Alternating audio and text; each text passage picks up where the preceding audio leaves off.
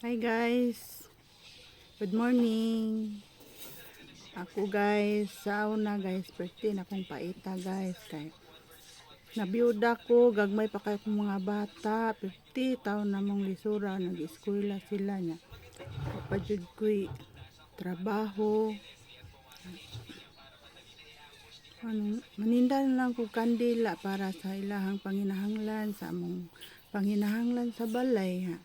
Na may makaon, nasakit pa jud ko.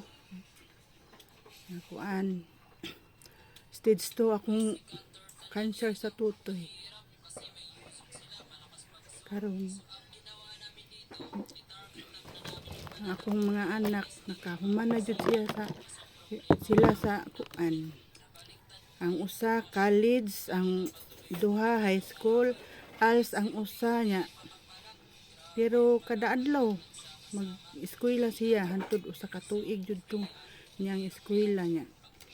Kay ug mahuman siya mag-college man diretso.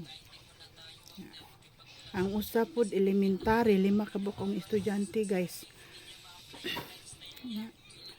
Magtakig ko, hilantan ko ato maninda ko kandila guys, pero ako lang yung giantos na kuan na gyud sila nahuman na. Pinahagyan ni.